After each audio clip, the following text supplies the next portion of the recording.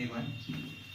तो कल मैंने आपको होमवर्क दिया था, जो ये प्रॉपर्टीज ऑफ डिटरमिनेंट शीट थी, उसके मैंने बोला था फर्स्ट के 8 पार्ट करने हैं, जिसमें से 7 पार्ट नहीं करने क्योंकि 4x4 है। तो आपके कुछ डाउट है मैं बता देता हूँ। फर्स्ट का पहले सेकंड देख लो। फर्स्ट क्वेश्चन का सेकंड पार्ट है, ठीक है। फर्स्ट क्वेश्चन का सेकंड पार्ट है 67, 19, 21, ठीक है। 67, 19, 21, ठीक है। 39, 13, 39, 13 और 40 और 81, 24, 81, 24, 26।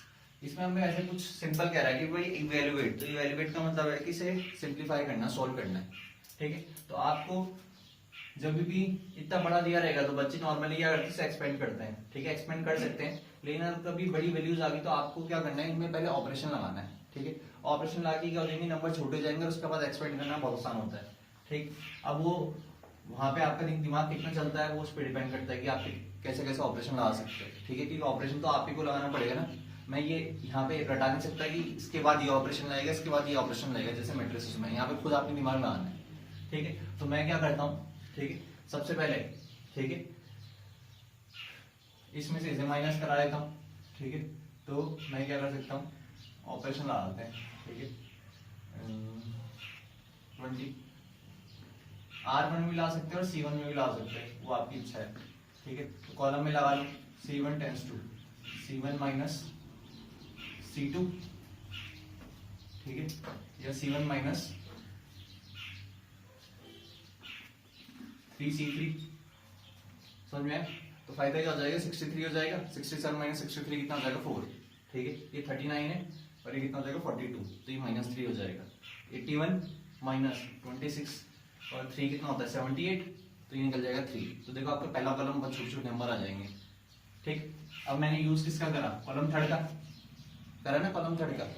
कॉलम थर्ड का इसका भी, इसे भी छोटा कर दो, सेकंड कॉलम को भी छोटा कर दो यूजिंग कॉलम थर्ड, ठीक है। तो ये भी आसान है, कैसे, इसमें तो सीधा माइनस कर दो, C2 tense to C2 minus C1 कर सकते हैं बस। तो 67 माइनस 3 टाइम्स ऑफ ये, तो कितना हो जाएगा 4, 39 माइनस 42 माइनस 3 और 81 माइनस 78 कितना हो जाएगा 3, ठीक है। अब सेकंड कॉलम में ये ऑपरेशन आएगा C2 माइनस C1 कितना आ जाएगा, माइनस का, ठीक है, 2 C2 माइनस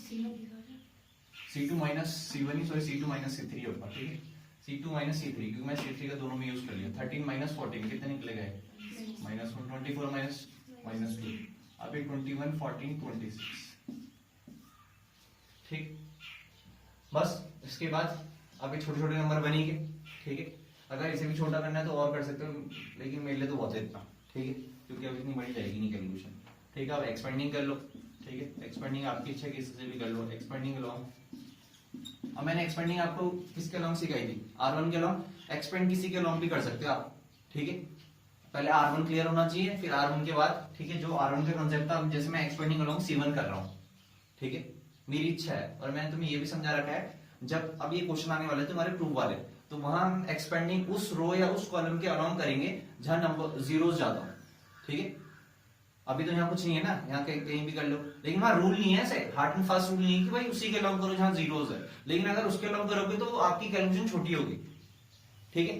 तो ध्यान रखना। तो आपको सबके अलाउंग आना चाहिए, ठीक है। किसी भी रो या किसी भी कॉलम के अलाउंग आपको आना चाहिए एक्सपेंड करना। अब C1 देख लो, अगर मैं C1 के अलाउंग एक्सपेंड करूंगा, C1 का पहला एलिमेंट ये है ना, तो इसे कवर अप कर दो, तो 4 लिखो, फिर इसे कवर अप करोगे तो -1 क्या बचेगा, ये बचेगा पूरा। तो -1 इंटू 26 कितना आ जाएगा, -26, और एक माइनस ये, एक इधर का माइनस होता तो माइनस माइनस प्लस, तो ये आगे 28। फिर खुद बताओ ये आएगा, कॉलम 1 कर रहा हूं क्योंकि, तो -3 है। अब ये पोजीशन में तो खुद नेगेटिव होती है, होती नहीं है, तो माइनस माइनस क्या हो जाएगा, प्लस। तो यहाँ पे समझ में प्लस क्यों है। फिर अब जब इसे करोगे तो इसे कवर अप कर दो और इसे कवर अप कर दो, ठीक है। तो ये 4 बचेंगे, तो -2 इंटू 26 कितना हो जाएगा, माइनस का 52 और -2 और 21 माइनस का 42, और एक ऊपर एरो का भी माइनस होता है, तो ये हो जाएगा प्लस का 40, ठीक है। कंसेप्ट वही है। फिर ये +3, तो कौन सी पोजीशन है, ये आपकी, ठीक है, पॉजिटिव पोजीशन है क्योंकि 3 1 है, पॉजिटिव पोजीशन है तो प्लस आएगा, ठीक है। फिर 3 लिख दो, अब 3 का जो रो है और कॉलम है वो कर दो, ठीक है। फिर ये 4 बचे तो -2 × 14 कितना हो जाएगा, -28, और ये कितना हो जाएगा +21, ठीक है। और जरूरी नहीं है कि तुम्हें ये ऑपरेशन लगाना है, तुम कोई सा भी ऑपरेशन लगाओ, बस तुम्हें छोटा करना है। तो मेरा ये छोटा हो गया, ठीक है। बस ये आप देख लो, खुद ही बताओ, ये 2 बचेगा, 2 4 8, ठीक है। ये कितना बचेगा -10 -10 × 3 -30, ठीक है। और ये कितना बचेगा -7 और -21, ठीक है। तो आ गया -51 और -51 और ये जाएगा तो कितना बचेगा -43, ठीक। तो आपको जो डिटरमिनेंट है -43 आ गया, सिंपल, ठीक है। आप ऑपरेशन कुछ भी लगा सकते हैं, बस आपने छोटा करना है, ठीक है। जरूरी नहीं कि लगाना है, ठीक, क्लियर है, ठीक है। बिना ऑपरेशन के सॉल्व करते यही आता आंसर। हाँ बिल्कुल, आंसर ही आना चाहिए चाहे कुछ भी करो, ठीक है। क्यों, आपका कुछ और आ रहा था?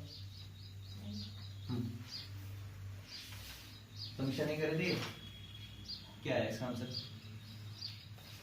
कुछ नहीं, ये वाला मैंने ट्राई किया। बताओ।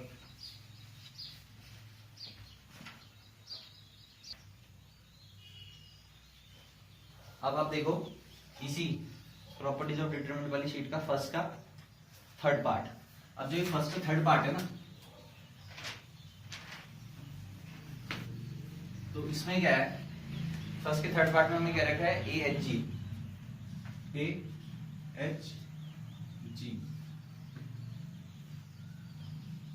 HBF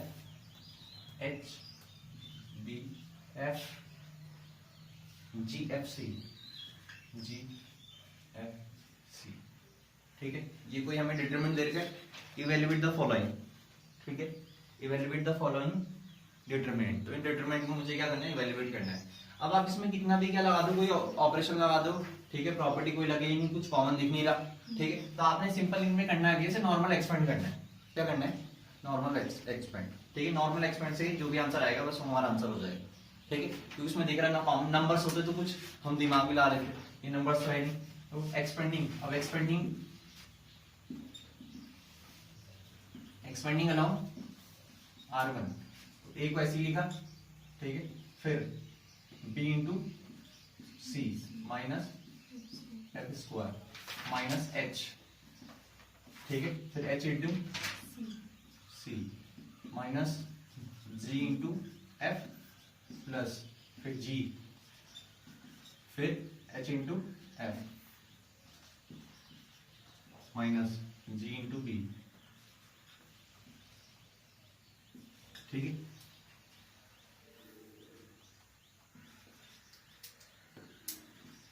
G,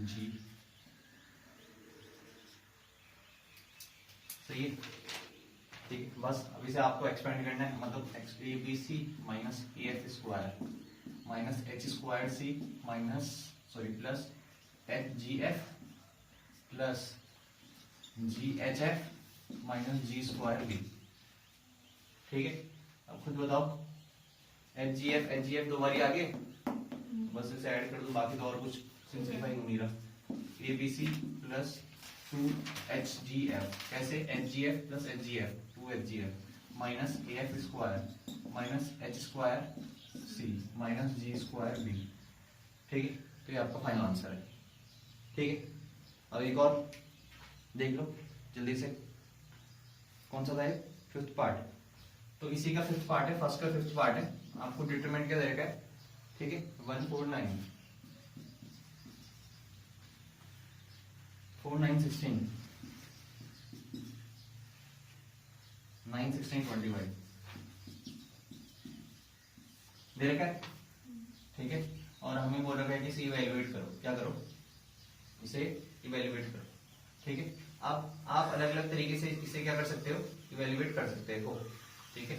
अब मुझे देख रहा है कि भाई सबसे बड़ी रो ये है, ठीक है, तो इसे छोटा कर सकते हो, क्या कर सकते हो, इसे छोटा कर सकते हो, ठीक है। और एक्सपेंड करना तो आप एक्सपेंड भी कर सकते हो, वो आपकी इच्छा है, ठीक है। तो आप ये कुछ ज्यादा बड़ा तो देख नहीं रहा, तो एक्सपेंड ही कर लो, ठीक है। ऑपरेशन लगा दी कोई, हाँ नहीं, मैं कह रहा हूँ ये ज्यादा बड़ा मुझे नहीं लग रहा है, ठीक है। तो इसे डायरेक्ट एक्सपेंड भी कर सकते हैं, ऑपरेशन भी ला सकते हैं, बिल्कुल। जैसे ऑपरेशन अगर लगाना है तो आप ऑपरेशन, मुझे लग रहा है कि सबसे बड़ी रो क्या है, R3 है, R3 को छोटा कर दो कैसे, R3 माइनस, ठीक है, R3 माइनस, ठीक है, ट्वाइस ऑफ R2, ठीक है, और भी छोटा करना तो और भी कर लो, ठीक है, लेकिन मेरे लिए तो बहुत है, ठीक है, मुझे कुछ ऐसी कॉम्प्लिकेशन तो देखने की कैलकुलेशन में तो मैं डायरेक्ट कर सकता हूँ, ठीक है, चलो ये लगा ही देता हूँ ऑपरेशन जब लिख दिया तो, जरूरी नहीं है ऑपरेशन लगाना, आप डायरेक्ट भी कर सकते हो, ठीक है, तो R3 माइनस 2 कितना हो जाएगा 149, और ये हो जाएगा 9 माइनस 8 1, 16 माइनस 18 माइनस 2, और 25 माइनस 32 माइनस 7, और ये आ जाएगा 4 9 16, ठीक है, बस इसे एक्सपेंड कर दो, एक्सपेंडिंग अलोंग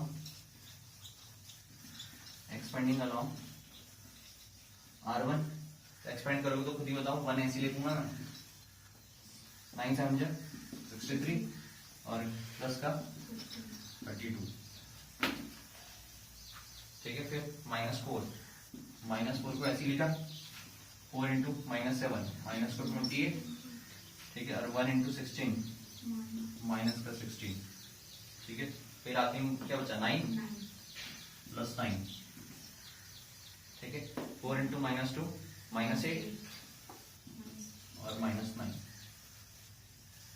ठीक है, इसे सिंप्लीफाई करोगे तो कितना आ जाएगा, माइनस का 31 आ जाएगा, ये कितना आ जाएगा माइनस का 44, और -44 इंटू 4 कितना हो जाएगा, प्लस का 176, ठीक है, -8 -9 -17 17 टाइम कितना होता है -153, ठीक है, इसे सॉल्व करो तो ये आ जाएगा आपका 23, कितना आ जाएगा 23, तो -31 प्लस 23, तो ये कितना आ जाएगा -8, ठीक है, बाकी तुम्हें तरीका समझ में आ गया ना, ठीक है,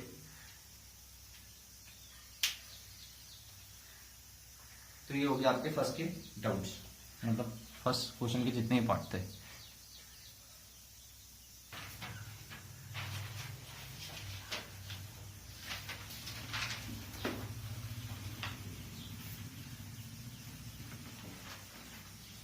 अब देखो भाई आप डाउट सेकंड क्वेश्चन का फोर्थ पार्ट, तो सेकंड क्वेश्चन का जो फोर्थ पार्ट है उसे जरा ध्यान से देखना, ठीक है, सेकंड क्वेश्चन का फोर्थ पार्ट है 1/a 1/b और 1/c, ठीक है, a स्क्वायर bc ac और ab b square c square, सही है।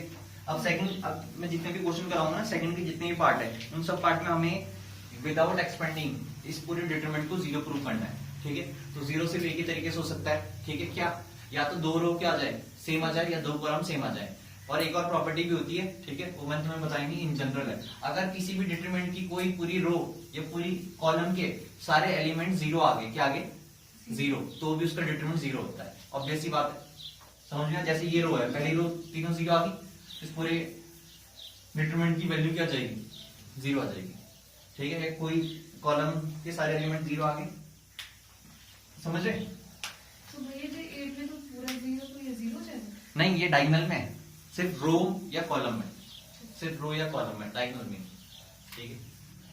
अब देखो फोर्थ जरा ध्यान से देखना, ये प्रॉपर्टीज हम प्रूफ वाले क्वेश्चन में बहुत ज्यादा यूज करेंगे, मतलब ये ऑपरेशन जो मैं लगाऊंगा और वो तुम्हें खुद ऑब्जर्व करना है, ठीक है। अब तुम्हें जब भी ऐसा क्वेश्चन आएगा ना, तो तुम्हें ऑब्जर्व क्या करना है, यहाँ पे किसी चीज की कमी दिख रही ए की, यहाँ पे किसी चीज की कमी दिख रही बी की, और यहाँ पे किसी चीज की कमी दिख रही सी की, सही बात है ना, फिर एबीसी बन जाएगा एक बार, तो फिर कॉमन आ जाएगा, फिर क्वेश्चन खत्म, ठीक है। तो आपने खुद ही ऐसा ऑब्जर्व करना है कि किस चीज की कमी दिख रही है, ठीक, तो मुझे यहाँ पे दिखा है कि भाई यहाँ पे ए की कमी, यहाँ पे बी की कमी, यहाँ पे सी की कमी है, ठीक है, तो अगर यहाँ पे ए आ जाए, यहाँ पे बी आ जाए, यहाँ पे सी आ जाए, तो एबीसी बन जाएगी तीनों, और फिर कॉमन आ जाएगा, ठीक, अगर हम एबीसी की इंटीग्रल पहले करवा देंगे तो वो 1 हो जाएगा, फिर 1 हो जाएगा, हाँ वो भी हो सकता है बिल्कुल, ठीक, तो मैं यहाँ पे करूंगा क्या, ठीक है, मल्टीप्लाइंग, ठीक है, a comma B comma C with, तो मैंने ए की मल्टीप्लाई, बी की मल्टीप्लाई, सी की मल्टीप्लाई, ए की मल्टीप्लाई मैंने कराई किसके साथ, ठीक है, R1 R2 एंड R3 आगे क्वार्टर रिस्पेक्टिवली, समझ रहे, रिस्पेक्टिवली का मतलब ये है कि ए की मल्टीप्लाई मैंने R1 के साथ कराई, ठीक है, बी की मल्टीप्लाई मैंने किसके साथ कराई R2 के साथ, और सी की मल्टीप्लाई किसके साथ कराई R3 के साथ, ठीक है। तो अगर हम मल्टीप्लाई करा रहे हैं तो डिवाइड भी कराना पड़ेगा, क्या डिवाइड भी कराना पड़ेगा, ठीक। तो ये डिवाइड में लिख दिया, और जो मल्टीप्लाई कराया तो a बाई ए कितना हो जाएगा 1 हो जाएगा ना, ये ऐसे a बाई ए, और ये हो जाएगा a क्यूब, और ये हो जाएगा abc, समझे। फिर इसकी मल्टीप्लाई दूसरी होगी मैंने b के साथ कराई, तो ये क्या हो जाएगा b by B, b cube और abc हो जाएगा। फिर ये क्या हो जाएगा c by C, c cube और abc, ठीक, सही है। तो बस अब ये a बाई ए कितना हो जाएगा 1, ठीक है। अब यहां से एक और लिख लो, टेकिंग abc कॉमन फॉर्म। अब abc कॉमन दिख रहा है कहां से, C3 से, क्योंकि कॉमन हम किसी भी रो या किसी भी कॉलम से ले सकते हैं डिटरमिनेंट में, सही बात, ठीक है। तो abc अब कॉमन ले लिया तो abc बाहर आ गया, तो यहाँ पे तो ये सॉल्व हो गया 1 1 1 आ गया, यहाँ पे भी सॉल्व हो गया, कितना आ गया 1 1 1, ठीक है। और यहाँ पे जो भी है, तो यहाँ पे क्या दिखा C1 and C3 are identical, तो अगर दो कॉलम आइडेंटिकल होंगे तो उनका डिटरमिनेंट की वैल्यू क्या होगी 0, ठीक है। तो here C1 and C3 are identical, therefore जो भी हमारा ये सेट जो भी मान लेना स्टार्टिंग में डेल, ठीक है, तो जो भी हमारा डेल आएगा वो क्या आ गया 0। रीजन यहाँ पे खुद लिखना, ठीक है, क्या इफ टू रोज और two columns of a determinant are identical then the value of determinant is 0, ठीक है। ये पूरी स्टेटमेंट लिखनी है यहाँ पे, ठीक है, सही है। अब एक मिनट पहले इधर देख लो। अब तुम्हें अगर ये समझ में आया तो इसका सिंपल कंसेप्ट ये है कि जैसे ये ABC है और ये ABC है, ठीक है, और यहाँ अंदर कोई डिटरमिनेंट है, ठीक है, जैसे अंदर कोई भी डिटरमिनेंट उससे कोई हमें लेना देना नहीं, तो हम इस A की मल्टीप्लाई किसी भी रो के साथ करा सकते हैं, सही बात है ना।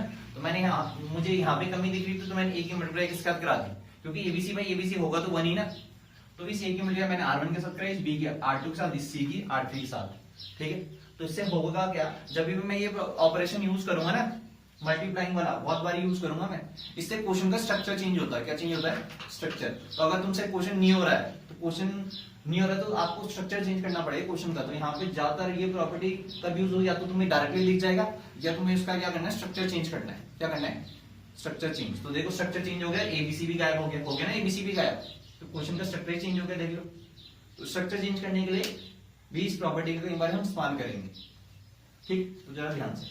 और इसका एक और तरीका है, ठीक है, जैसे समीक्षा बता रही थी कि भाई इसमें डायरेक्टली हम क्या कर सकते थे, ABC की मल्टीप्लाई डायरेक्ट कर सकते थे, तो ABC यहाँ पे करते, ठीक है, तो ये कितना हो जाता, और यहाँ पे भी करते कितना हो जाता फिर, ये क्या है समीक्षा। अच्छा, लेकिन यहाँ पे मुझे लग रहा है कि जब ABC की हम करेंगे ना तो यहाँ पे गड़बड़ हो जाएगी कुछ ना, तो छोड़ो, ये ठीक है, ठीक है। बाकी और से भी हो सकते हैं, जरूरी नहीं, कहीं क्वेश्चन एक दो तरीके से हो जाता है।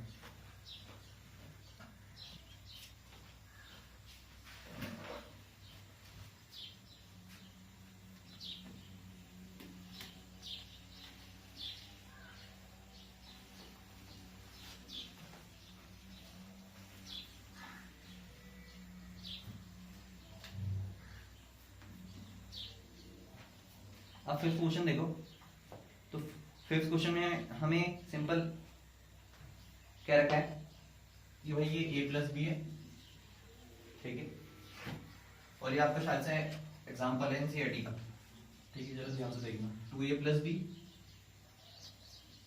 3A प्लस बी, फिर ये 2A plus B, 3A plus B, और ये है 4A plus B, 5A, 4A plus B, 5A plus B, 6A plus B, ठीक है। अब इसे क्या करना है आपने, ठीक है, इसे आपने सॉल्व करके डिटरमिनेंट की वैल्यू को 0 लेके आना है, ठीक है, विदाउट एक्सपेंडिंग, ठीक है। अब इसमें एक्सपेंडिंग करना कोई समझदारी का काम नहीं, क्योंकि बहुत कॉम्प्लिकेटेड हो जाएगा, ठीक है। नंबर्स तो है नहीं, नंबर्स में अब वो उन्होंने क्लियरली कह रखा है विदाउट एक्सपेंडिंग, तो आपने अब इसे छोटा करना है, ठीक है। छोटा तभी होगा जब आप क्या करोगे, इसमें ऑपरेशंस लगाओगे, क्योंकि प्रॉपर्टी कुछ कॉमन तो दिख नहीं रहा। जैसे अगर तुम एक प्रॉपर्टी दिमाग में लगा सकते हो कि हाँ स्प्लिटिंग कर दो, वही प्रॉपर्टी आएगी दिमाग में, तो स्प्लिटिंग कितने का करोगे, ठीक है। यहाँ तो सारी रोज या सारे कॉलम ही बाइनोमियल फॉर्म में, ठीक है, तो स्प्लिटिंग कभी तुम्हें वैसे तरीके सारे खुद करने चाहिए, मतलब दिमाग में करना चाहिए या अपने तरीके से करना चाहिए कि भाई स्प्लिटिंग करके होगा क्या, कुछ फायदा होगा, तो ये भी चलना चाहिए दिमाग में, ठीक।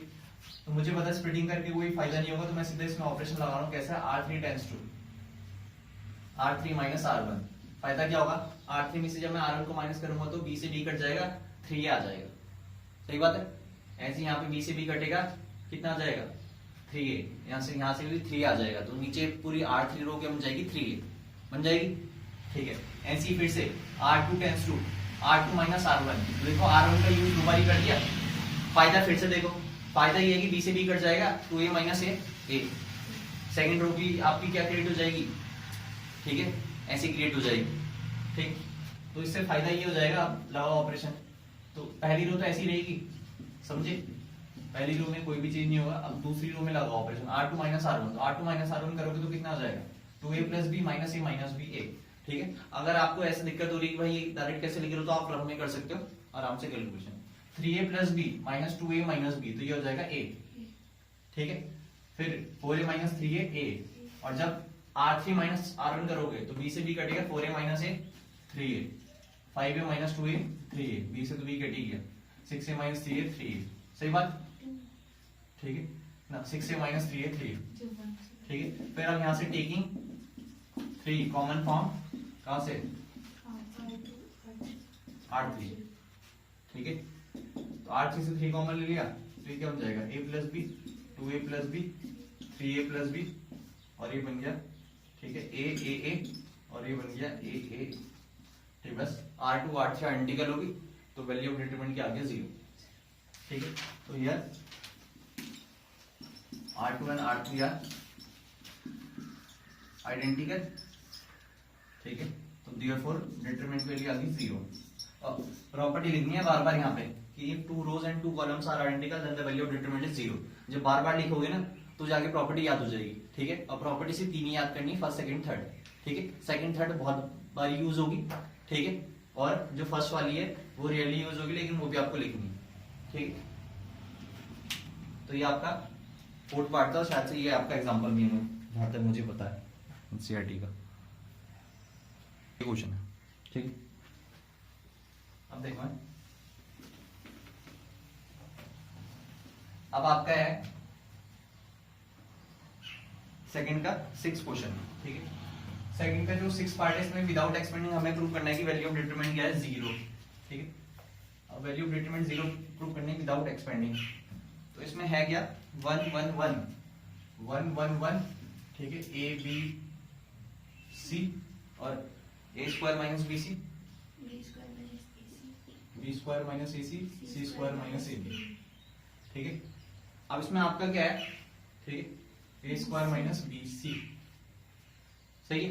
अब इसमें आपको दिख रहा है कि भाई आप इसमें सिर्फ एक ही कॉलम को देख रहे हो बाइनोमियल फॉर्म में, तो स्प्लिटिंग लगा सकते हो आप, इसमें क्या लगा सकते हो, स्प्लिटिंग। तो हम स्प्लिटिंग लगा देंगे, तो स्प्लिटिंग आपको लिखने की जरूरत नहीं है, आप डायरेक्टली स्प्लिटिंग कर दो, तो 1 1 1 ऐसे लिखा, ए बी सी ऐसे लिखा। तो स्प्लिटिंग में क्या होगा, एक बारी ये पूरा यहाँ पे नोट हो जाएगा, ए स्क्वायर बी स्क्वायर और स्क्वायर प्लस, ठीक है, यहाँ पे 1 1 1 ए बी सी और minus B c minus A सी और माइनस ए, सही, ठीक है। इसे छेड़ने की कोई जरूरत नहीं है, ठीक है। लेकिन फिर ये देखो यहाँ पे किस चीज की कमी है, यहाँ पे किस चीज की कमी है, यहाँ पे किसकी है, सी। तो सिर्फ इस डिटरमिनेंट में, ठीक है। अब इसे लिखने के लिए तो आप ऐसे लिख सकते हो कि डेल इक्वल्स टू क्या है, डेल 1 प्लस डेल 2, वेयर लिख भी देना कि ये डेल 1 क्या है ये, और डेल 2 क्या है ये, अगर आपको प्रोसीजर से करना है तो, ठीक है, समझ में आ रहा। तो डेल 1 को तो आप छेड़ोगे नहीं, सिर्फ आपके लिखोगे डेल 2 को, ठीक है। तो जब डेल 2 को लिखोगे, मैं यहाँ पे लिख देता हूँ, मैं लिख नहीं रहा हूँ, आप लिखोगे, ये पूरा हो गया आपका क्या, ये पूरा हो गया आपका। तो डेल 1 को तो आपको छेड़ना नहीं है, ठीक है। तो आपको पता चल गया कि डेल किसके बराबर है, डेल 1 प्लस डेल 2 के बराबर है, ठीक है। डेल 1 को तो आपने ऐसे रखना है। अब डेल 2 को देखो, तो डेल 2 में मुझे दिख रहा है किसकी कमी है, ए की। तो मैंने क्या करा, ए बी सी से मल्टीप्लाई डिवाइड करा है, ठीक है। तो यहाँ पे लिख भी सकते हो multiplying A comma B comma C with, ठीक है, R1 R2 and R3 respectively, ठीक है। ये जो चीज है बहुत बारी हमारी काम आएगी, समझ रहे? इससे फायदा क्या होगा, स्ट्रक्चर चेंज हो जाएगा। तो देखो मल्टीप्लाई कराया ए की, ठीक है, तो ये क्या हो जाएगा a square minus A B c, यहाँ पे क्या हो जाएगा b square minus A B c, यहाँ पे c square minus A B c, समझे? ठीक है, और ये जो लिखा सिर्फ डेल टू के लिए लिख रखा है, ठीक है। फिर डेल टू, यहां से माइनस एबीसी कॉमन दिखाई दे रहा है, अरे दिखाई दे रहा है ना, तो taking minus ABC common from C3, आपको लिखना है हर बार क्या चीज आप कॉमन ले रहे हो, ठीक है। तो खुद बताओ, तो ये क्या हो जाएगा माइनस एबीसी अपॉन एबीसी हो जाएगा, यहाँ क्या बचेगा 1 1 1, यहाँ पे सॉरी यहाँ पे बचेगा ए बी सी, यहाँ पे ए स्क्वायर बी स्क्वायर सी स्क्वायर, और यहाँ पे 1 1 1, सही है। तो ये डेल टू कितना आ जाएगा, अब ये तो माइनस आ जाएगा यहाँ पे। अब आपको दिख रहा है कि भाई डेल वन में 1 1 तो आ गए, ठीक है। तो एक बार क्या करोगे, सबसे पहले इस 1 1 को यहाँ लेकर जाओगे। तो मैंने क्या करा, सुनना जरा ध्यान से, ये तो माइनस आ गया यहाँ पे, ये माइनस किसका है, इसका माइनस है। फिर मैं क्या कर रहा हूँ, इसे यहाँ लेके आ रहा हूँ, ठीक है। मैंने क्या करा, ठीक है, C1 को इंटरचेंज कर दिया किसके साथ, C3 के साथ, तो ये यहाँ जाएगा, ठीक है। और यहाँ जाएगा तो बताओ, एक नेगेटिव साइन तो किसका है, इसका है, और एक नेगेटिव साइन किसका आ जाएगा, क्योंकि जब मैं दो रो को इंटरचेंज करता हूं तो नेगेटिव साइन आता है, ठीक है। तो ये आ गया 1 1 1, ठीक है, ए बी सी, और ये आ गया ए स्क्वायर बी स्क्वायर सी स्क्वायर, ठीक है। अब यहाँ पे कर रहा हूँ इसे, ठीक है। तो डेल टू कितना आ गया, माइनस माइनस प्लस हो गया। इसके बाद मैं यहाँ पे कर रहा हूँ, ठीक है, इसके बाद यहाँ देखते हैं। इसके बाद मुझे दिखा कि हाँ भाई अभी भी ये देखो क्या नहीं आया, ए बी सी यहाँ आना चाहिए, फिर अब ए बी सी को यहाँ ले गया।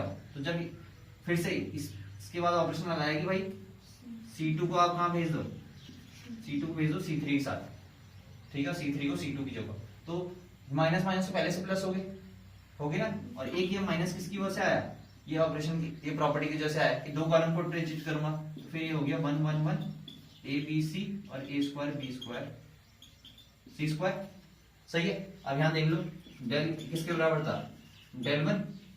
आप इसे मैं ऐसे लिख सकता हूँ, डेल टू को मैं क्या लिख सकता हूँ, ये पूरा आ क्या गया, डेल वन ही तो आ गया, तो इसे मैं ऐसे लिख सकता हूँ माइनस ऑफ डेल टू क्या है, माइनस ऑफ डेल वन, ठीक है। तो अब इसके बाद जो भी कहानी थी इसे क्वेश्चन फर्स्ट मान लेते हैं। अब put del two equals to minus del one, तो डेल इक्वल्स टू कितना आ जाएगा, del one minus del one, तो डेल की वैल्यू आ जाएगी 0, ठीक है। या इसे तुम ऐसे डेल टू या डेल वन ना मान के डायरेक्ट कर सकते थे, तो यहाँ पे माइनस आ जाता, तो ये पूरा इससे कैंसिल आउट हो जाता, ठीक, दोनों आइडेंटिकल आ जाते हैं। तो बस वहां पे फर्क ये होता है कि भाई मैंने नाम नहीं दिए, ठीक है, इसलिए मैंने ये नेमिंग करी क्योंकि आपको समझ में आ जाए, ठीक, समझ में आए। तो ये अच्छा क्वेश्चन, तो जरा इसे ध्यान से देखना।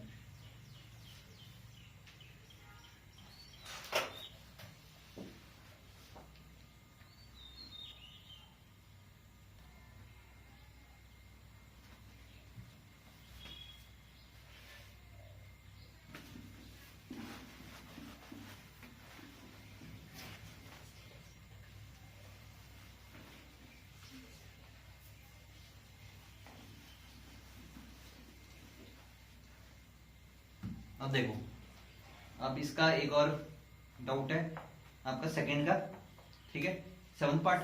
तो सेकंड का 7th पार्ट, इसे भी विदाउट एक्सपेंडिंग प्रूव करना है कि वैल्यू ऑफ डिटरमिनेंट 0 है। तो 49 39 49 39 26, ठीक है, और ये है 172 172 और 643, ठीक है। अब हमें ये दिख रहा है और हमें इस पूरे को क्या करना है, ठीक है, सिंप्लीफाई करना है, मतलब 0 प्रूव करना है विदाउट एक्सपेंडिंग। तो मैंने क्या करा, मैंने ऑपरेशन लगा दिया C1 टेंस टू, ठीक है, C1, ठीक है, माइनस 8 C3, तो ये 49 माइनस 48 हो जाएगा, 39 माइनस 32 हो जाएगा, 26 माइनस 24 हो जाएगा, ठीक है। समझ में आए? ये ऑपरेशन इसलिए आया क्योंकि मुझे इस रो को इस कॉलम को क्या करना है, छोटा करना है। सबसे बड़ा ये दिखाई दे रहा है ना, ठीक है, तो मैंने इसकी हेल्प ली। तो बताओ, खुद ही बताओ, अब तो एक ही स्टेप में क्वेश्चन खत्म हो गया। तो 49 माइनस ये हो जाएगा 48, ठीक है, बाकी ये 167423 ऐसी रहा, और ये हो जाएगा आपका 39 माइनस, ठीक है, 32 और 26 माइनस 24। समझ में आए? मैंने लगा दिया C1 tends to C1 minus 8 C3, total कितना आ जाएगा बताओ? 172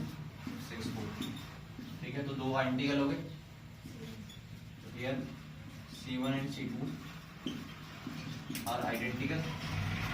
अब आइडेंटिकल हो गए तो डिफरेंस के लिए कितनी आ जाएगी 0, और आपको यहाँ पर प्रॉपर्टी लिखनी पड़ेगी कि if two rows and two columns are identical then the value of determinant is 0। ठीक, तो ये आपका सम पार्ट था, ठीक है।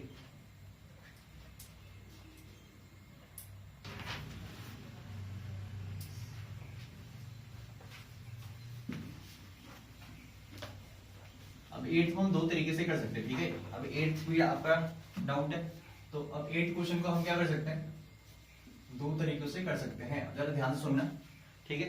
8th क्वेश्चन है क्या,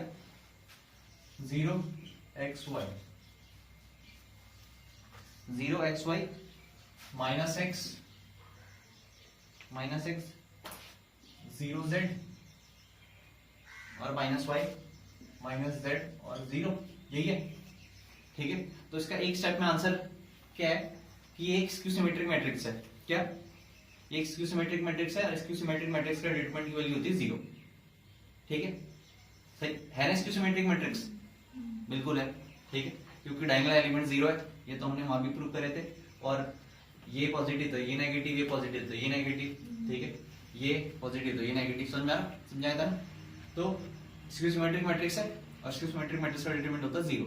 अब एक क्वेश्चन मैट्रिसेस की शीट में आया था कि prove that the determinant of a skew symmetric matrix, या प्रूव दैट द जो भी था determinant of a skew symmetric matrix 0, जो मैंने बोला था सर्कल कर देना, मुझसे पूछ लेना। सही बात है, तो वो क्वेश्चन इससे प्रूव कर देते हैं, ठीक है, प्रूव करते हैं, ठीक है। तो अगर आपको कभी भी ये क्वेश्चन आ जाए, बोर्ड का क्वेश्चन था कि भाई किसी भी स्क्यू सिमेट्रिक मैट्रिक्स का डिटरमिनेंट 0 होता है, ये प्रूव करो, तो आप स्क्यू सिमेट्रिक मैट्रिक्स लिख दोगे, कुछ भी लिख देना, जरूरी नहीं XYZ ABC लिख दो, लेकिन स्क्यू सिमेट्रिक मैट्रिक्स होनी चाहिए। तो ये बिल्कुल क्या एक स्क्यू सिमेट्रिक मैट्रिक्स है, ठीक। तो अब मैं यहाँ पे क्वेश्चन क्या प्रूव कर रहा हूँ, prove that determinant of a skew symmetric matrix 0। अगर एक पांच का क्वेश्चन आएगा तो आपने सीधा देखना है कि भाई स्क्यू सिमेट्रिक मैट्रिक्स है, तो स्क्यू सिमेट्रिक मैट्रिक्स का डिटरमिनेंट क्या होता है 0, ठीक है। लेकिन मैं तुम्हें बता भी रहा हूं कि हमारा क्वेश्चन था जो मैट्रिक्स की शीट में था कि भाई स्क्यू सिमेट्रिक मैट्रिक्स का डिटरमिनेंट क्या होता है, ठीक है, 0। अब करना क्या है, प्रूफ बता रहा हूं मैं, यही मान के चलो हमने मैट्रिक्स सेट कर ली कि एक कौन सी मैट्रिक्स है, स्क्यू सिमेट्रिक मैट्रिक्स, ठीक है। तो स्क्यू सिमेट्रिक मैट्रिक्स का मैं डिटरमिनेंट निकाल दूंगा, तो डिटरमिनेंट लगा दूंगा दोनों साइड, ठीक है। जब डिटरमिनेंट लगा दूंगा, ठीक है, तो बताओ मैंने क्या करा, taking -1 common from R1 R2 and R3। मैंने -1 R1 से भी कॉमन ले लिया, -1 कहां से कॉमन ले लिया, R2 से भी, और -1 कहां से कॉमन ले लिया, ठीक है, R3 से भी ले लिया, ठीक है। इससे फायदा क्या हुआ, बाहर क्या गया, -1 का क्यूब आ गया ना, तो -1 जब यहां से कॉमन लिया तो कितना आ गया, 0 -x -y, यहां क्या आ गया, x 0 -z, और यहां क्या आ गया, यहां आ गया y z और 0। समझ में, ठीक है। तो ये -1 का क्यूब क्या हो जाएगा, माइनस हो जाएगा। अब मैंने बोला था, ठीक है, कल कि आपकी जो प्रॉपर्टी 1 है वो बहुत रेयर यूज आती है, लेकिन जब आएगी यूज तो आपको पता नहीं चलेगा कि कहां पे यूज करनी है, ठीक है। तो इस क्वेश्चन में वो प्रॉपर्टी यूज होगी, प्रॉपर्टी 1। तो प्रॉपर्टी 1 कहती है कि अगर मैंने सारी रोज को कॉलम में कन्वर्ट कर दिया तो the value of determinant remains unchanged, ठीक है। तो मतलब क्वेश्चन में कुछ भी फर्क नहीं पड़ता, ठीक है। तो मैंने करा क्या, ठीक है, मैंने यहां पे कर दिया, if we change all rows into columns, the value of determinant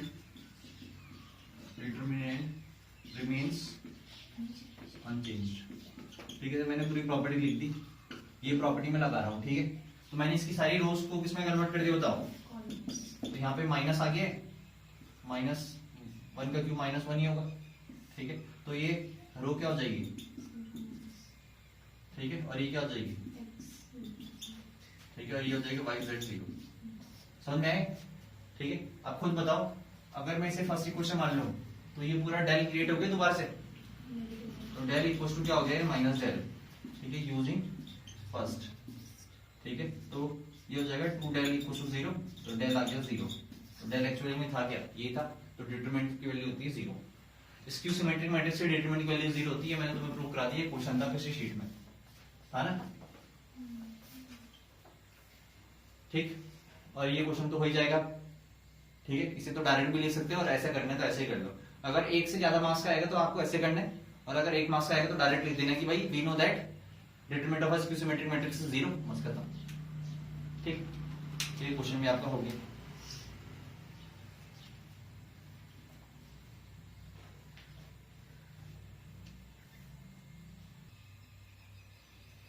ठीक है, अब आगे बढ़ते हैं, क्वेश्चन नंबर 3, 4, 5 और 6 और 7, ठीक है। ये इवैल्यूएट लिख रखा, मतलब सॉल्व करना है, तो सॉल्व करना है मतलब एक्सपेंड, ठीक है। अब दिक्कत क्या होती है, नंबर्स आते हैं तो नंबर्स को एक्सपेंड करना क्या होता है, ज्यादा आसान होता है, ठीक है। अब यहाँ तो अलजेब्रा है, ठीक है। अब इस अलजेब्रा को एक्सपेंड करेंगे ना तो बहुत खतरनाक चीजें क्रिएट हो जाएंगी, ठीक है।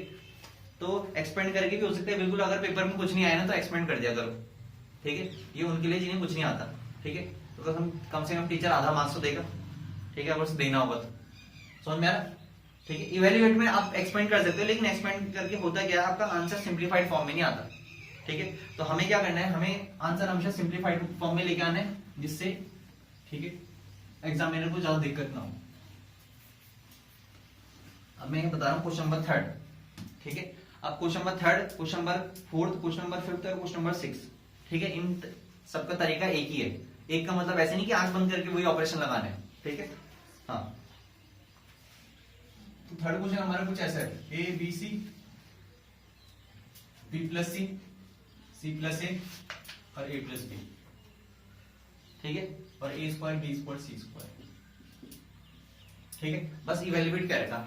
तो आपने इन क्वेश्चनों में करना क्या है, सुन लो, चाहे प्रूविंग वाले क्वेश्चन हो चाहे इवैल्यूएट वाले क्वेश्चन हो, आपका सबसे पहले टारगेट होना चाहिए 1 1 1 बनाने का, क्या, चाहे रो में बनाओ चाहे कॉलम में बनाओ, तुम्हारी इच्छा है, क्या। सबसे पहला आपका टारगेट होना चाहिए 1 1 1 बनाने का, ठीक। अगर एक बार आपने 1 1 1 बना दिया ना तो आपको क्वेश्चन खत्म, आपको, ठीक है, ये प्रॉपर्टीज वाला क्वेश्चन आ गया, ठीक। तो 1 1 1 बनाना है तो मैं क्या करता हूँ, 1 1 1 दो तरीके से बना सकता हूँ, a plus B plus c और b प्लस सी प्लस ए। अगर मैं इन दोनों को ऐड कर दूंगा तो a प्लस बी प्लस सी क्या हो जाएगा, कॉमन आ जाएगा, चाहे तुम C1 में C2 जोड़ो या C2 में C1 जोड़ो, ठीक है। अब मुझे ये बड़ा सा दिख रहा तो मैं इसमें जोड़ देता हूँ, तो C2 tense to C2 plus C1। तुम इसमें भी कर सकते थे, C1 tends to C1 plus C2 भी कर सकते थे, ठीक है। फायदा क्या होगा, एक चीज तीनों में एक ही चीज बन जाएगी, जैसे ये तो ऐसे ही रहेगा, यहाँ पे आ जाएगा a plus B plus c, यहाँ पे भी आ जाएगा a plus B plus c, और यहाँ पे भी आ जाएगा a plus B plus c, समझ रहे। फिर यहाँ से क्या कॉमन आ जाएगा, taking a plus B plus C common from C2, a plus B plus C common आ जाएगा, यहाँ पे क्या आ जाएगा a b c, और यहाँ पे आ जाएगा 1 1 1, यहाँ पे आ जाएगा a square B square C square. अब सुन लो, आपका चाहिए ये 4 क्वेश्चन हो, 3rd 4th 5th 6th या उससे आगे क्वेश्चन हो, ठीक है। आपको क्या करना है, ज्यादातर केस में 1 बनाना है, ठीक है, मतलब 90% केस में आपको 1 बनाना है, ठीक है, कैसे भी ऑपरेशन लगा के या कोई प्रॉपर्टी लगा के। एक बार अगर 1 बन गया ना तो फिर आपका क्वेश्चन बहुत आसान हो गया, क्या, ठीक। तो 1 1 1 बनाना ही आपका सबसे मेन एम होना चाहिए, ठीक। बन गया मेरा 1 1 1 1 1 1 बनाने के बाद, ठीक है, अच्छा 1 1 1 बनाने के बाद मुझे इन दोनों को 0 करना पड़ेगा, ठीक है, with the help of this, वो तो हमने कर रखा है किसमें, ठीक है, मैट्रिसेस में बहुत बारी। मतलब 1 1 1 बनाने के बाद आपने क्या करना है, इस 1 की हेल्प से इन दोनों को 0 बनाना है, ठीक है। तो ये कितना हो जाएगा बताओ, ये हो जाएगा आपका R2 tends to R2 minus R1 and R3 tends to R3 minus R1 नहीं, R1 दोनों में R1 का यूज कर, नहीं दोनों में एक ही ऑपरेशन यूज करना, ठीक है। मुझे सही ये लगता है, बाकी तो आपको बुकों में बहुत कुछ दिखेगा, ठीक है, आपकी टीचर ही बताएंगे, लेकिन ज्यादा बेटर ये है कि एक ही उसका यूज करो तो ज्यादा बेटर है, ठीक। अब इसका भी कारण है, वो अभी समझ लेंगे आगे, ठीक है, क्यों मैं ऐसे बोल रहा हूँ, ठीक है। कई बार गड़बड़ी होती है, कई बार कोई दिक्कत नहीं होती, कई बार गड़बड़ी होती है, समझ में आएगी इतना। अब a प्लस बी प्लस सी, अब फर्स्ट रो तो ऐसी रहेगी, अब b माइनस ए 0 और ये हो जाएगा, अब ये हो जाएगा बी स्क्वायर माइनस ए स्क्वायर हो जाएगा ना। तो बी स्क्वायर माइनस ए स्क्वायर को आप क्या करो, b माइनस ए और b प्लस ए की फॉर्म में लिखो। मैं एक ही स्टेप में इसलिए कर रहा हूँ क्योंकि मेरे पे स्पेस नहीं है, ठीक है। और आप ऐसे कर सकते हो क्योंकि बार बार स्टेप लिखते रहोगे तो ज्यादा टाइम लगेगा क्वेश्चन करने में, ठीक है। फिर ऐसी c माइनस ए 1 माइनस 1 0 और c स्क्वायर माइनस ए स्क्वायर, c माइनस ए और c प्लस। तो सबसे पहले मैंने क्या बोला, आपको 1 1 1 बनाना है, ठीक है। 1 1 1 बनाने के बाद इन दो को 0 करना है with the help of this, कर दिया। इसके बाद आपने एक्सपेंड नहीं करना, इसके बाद आपने कॉमन लेना है, अगर कॉमन दिखाई दे रहा है तो, ठीक है। क्या कॉमन लेना है, तो मुझे दिखाई दे रहा है कि भाई b माइनस ए और b माइनस ए इस पूरी रो में कॉमन है और c माइनस ए इस रो में कॉमन है, क्योंकि 0 से कॉमन लेने का तो डिवाइड होता है ना, तो 0 बाई b माइनस ए 0 होता है। तो टेकिंग, ठीक है, b minus A and c minus A common from R2 and R3 respectively, समझ रहे।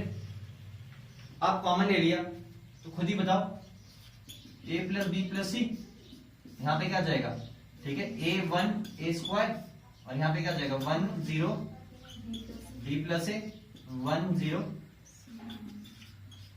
इतना क्लियर है। अब कई बार होता क्या है, अब यहाँ पे तो और कॉमन दिखाई दे रहा, लेकिन जो आपके प्रूविंग वाले क्वेश्चन होंगे जिनमें आपको प्रूव बहुत ज्यादा करना पड़ेगा, क्या, जिनमें आपको बहुत ज्यादा प्रूव करना पड़ेगा, जैसे पिछले पेज है, अच्छा सॉरी, तो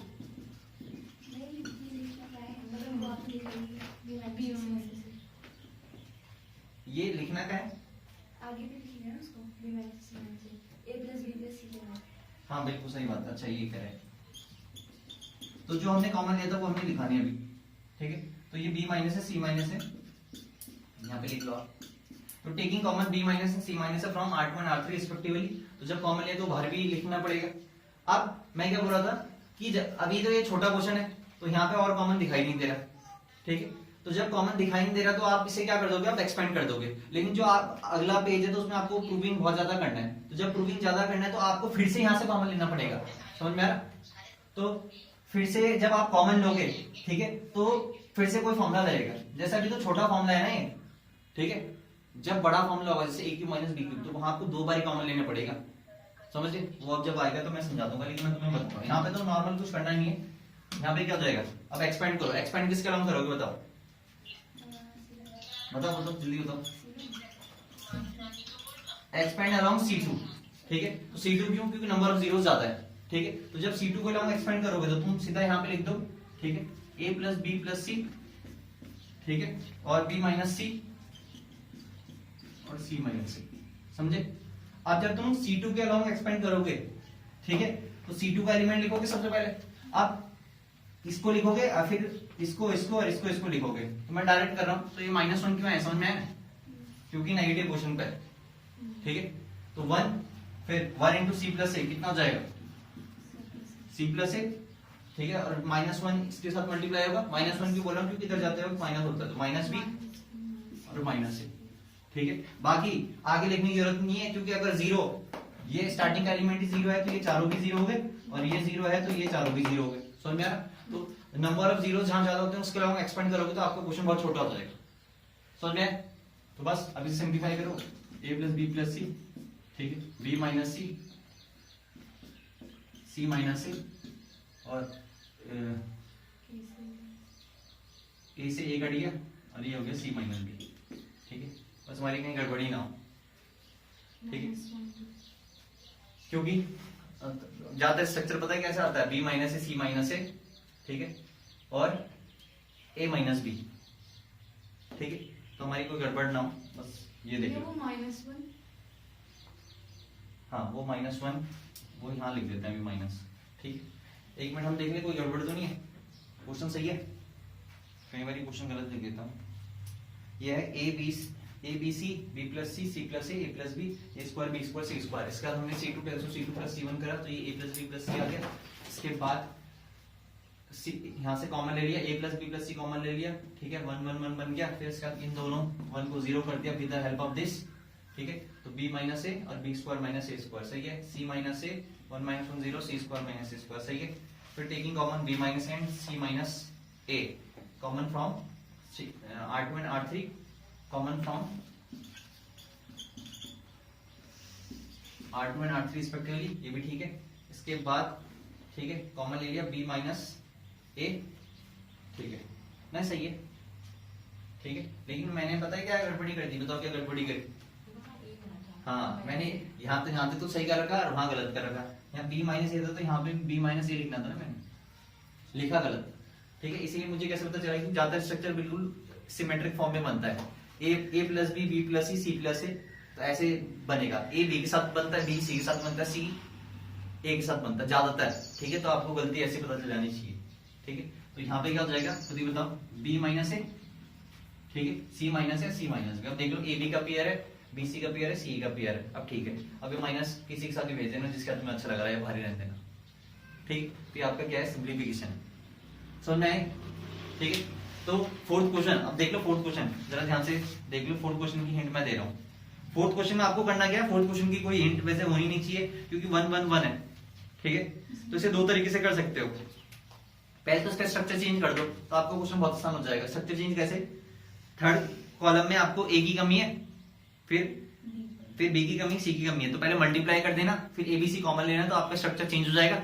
फिर 1 1 1 तो आपका क्रिएट हो ही जाएगा। उसके बाद सेम ऐसी प्रोसीजर। ठीक है, हर क्वेश्चन में 0 बनाना ज्यादातर 90% में। ठीक है, फिर आपका जो फिफ्थ क्वेश्चन है, ठीक है, तो फिफ्थ क्वेश्चन में आप क्या करोगे, तीनों रो ऐड कर दोगे। R1 tense to R1 plus R2 plus R3। तो ये भी बहुत इंपॉर्टेंट ऑपरेशन है, R1 tense to R1 plus R2 plus R3। कई बार ये ऑपरेशन में इस्तेमाल होता है, ये C1 में भी इस्तेमाल होता है। ठीक है, कई बार इससे भी आपका 1 1 1 क्रिएट होगा। समझ में आ रहा? तो इस क्वेश्चन में, फिफ्थ क्वेश्चन में आपका 1 1 1 या तो ऐसे कर लेना या ऐसे कर लेना। इसमें तो दोनों लग रहे हैं लेकिन कईयों में एक ही लगता है, या तो R1 1 लगता है या C1 1 लगता है। तो फिफ्थ क्वेश्चन में अगर आप ये करोगे तो आपका आ जाएगा 3x प्लस लैम्डा कॉमन। तो 3x प्लस लैम्डा कॉमन आ जाएगा तो 1 1 1 बन जाएगा। बस 1 1 1 एक बार ही बन गया तो सब कुछ आसान है। ठीक है, फिर सिक्स क्वेश्चन। ठीक है, अब सिक्स क्वेश्चन में आप क्या करोगे, ठीक है, A B C C A B C ए। ठीक है, तो इसमें आपकी इच्छा जो भी होगी तीनों यही कर लेना, a plus B plus C create हो जाएगा। तीनों रो को जोड़ देना, R1 tense to R1 plus R2 plus R3। तो R1 में क्या आ जाएगा, a plus B plus C, a plus B plus C, a plus B plus C common ले लोगे तो फिर क्या क्रिएट हो जाएगा, 1 1 1। मैं आपको हिंट दे रहा हूँ ये बस। ठीक है, फिर सेवंथ में, अब सेवंथ क्वेश्चन आपका अच्छा है, ये आप खुद ही मान लाओगे। अब 8th ऑनवर्ड सुन लो, 8 ऑनवर्ड्स। ठीक है, अब देखते रहो अपने क्वेश्चनों में। तो 8th क्वेश्चन में तुम्हें a cube plus b cube plus c cube minus 3abc लेके आने, तो इसका फॉर्मूला आपको आना चाहिए। 9th क्लास में आपका आखिरी फॉर्मूला था a cube plus b cube plus c cube minus 3abc। तो इसका फॉर्मूला था क्या, ठीक है, इसका फॉर्मूला था a plus B plus c bracket a square plus b square plus c square minus A b minus B c minus c है। समझ में आया? तो तुम्हारा आंसर ये आएगा। ठीक है, जब तुम सॉल्व कर लोगे ना तो आंसर ये आएगा, तो उसकी जगह ये लिख देना डायरेक्ट फॉर्मूला। ठीक, तो मतलब तुम्हें सिंपल ये फॉर्मूले का आंसर भी आएगा तो इसको डायरेक्ट लिख सकते हो। A cube plus b cube plus c cube minus 3abc prove करना है मुझे 8th क्वेश्चन में। तो आपका यही नहीं आएगा जो यहाँ पे लिख रखा, आपका आएगा इसका फॉर्मूला जो होता है। तो इसका फॉर्मूला आ गया तो मतलब उस फॉर्मूले की जगह ये लिख सकते हो आप। अच्छा a प्लस इसका फॉर्मूला आएगा आपका रिजल्ट। क्या होता है? इसका फॉर्मूला होता है a plus B plus c. ठीक है, ए square plus b square plus c square minus ए b minus B c minus c. ठीक है, और ये बहुत इंपॉर्टेंट फॉर्मूला है ये। ठीक है, आगे के चैप्टर्स में भी काम आएगा। ठीक है, ये तुम देख सकते हो, बिल्कुल कोई दिक्कत नहीं। ठीक है, अब लेकिन इसमें सबसे पहले करना क्या है, ठीक है, कम से ध्यान से दे दो। ठीक है, इसमें 8th में सबसे पहले करना क्या है, आपको वही चीज करनी है, 1 1 1 बनाना है। ठीक है, तो 1 1 1 कैसे बनाओगे बताओ 8th में। अरे जो मैं बोल रहा हूँ वो लिखते भी रहना शीट में, काम आएगा, नहीं तो घर में जाके तुम परेशान रहोगे। 1 1 1 कैसे बनाओगे, आप क्या करोगे, C1 tends to C1 plus C2 plus C3 करोगे, क्या करोगे? ठीक है, C1 tends to C1 plus C2 R3 replaced by R1 क्या? C1 हाँ ऐसे भी कर सकते हो, सही बात है जो आप बोल रहे हैं, R1 tense to R1 plus R3 भी कर सकते हो, बिल्कुल। तो A plus B plus C आ जाएगा, उसके बाद 1 1 1 आ गया, तो उसके बाद फिर 2 को 0 करो, फिर एक्सपेंड करो, फिर आसान हो जाता है। ठीक है, तो मतलब आपने सारे क्वेश्चन ऐसे ही करने हैं। ठीक है, तो आपका होमवर्क पता है कहाँ तक है? ठीक है, आपका होमवर्क है 21 तक। कहाँ तक? 21 तक। अब सिर्फ इसमें एक क्वेश्चन ही ऐसा है जिसमें ये जो मैंने अभी बताया 1 1 1 ऐसा दिमाग में लगेगा, वो है 10th क्वेश्चन। ठीक है, तो क्योंकि बगल में डिटरमिनेंट है ना, तो आपको वहां डिटरमिनेंट को हटाना ही नहीं है, समझ में आ रहा? तो जो 10th क्वेश्चन है उसमें आपने डिटरमिनेंट को रहने देना है। तो उसमें ये जो तरीके मैंने बताए थे उसमें थोड़ा बहुत चेंज हो सकते हैं। बाकी सारे क्वेश्चन में 10th के अलावा जितने भी क्वेश्चन है सब में क्या लगेगा? ये जो मैंने कंसेप्ट बताया 1 1 1 1 क्रिएट करो, उसके बाद 2 को 0 करो, फिर कॉमन आना तो कॉमन लो और फिर एक्सपेंड करो। समझ रहे? तो ये आपने क्या करना है 21st तक, जो ये प्रॉपर्टीज ऑफ डिटरमिनेंट वाली शीट है उसमें 21st तक करके लेके आने, फिर इसके डाउट करने। ठीक।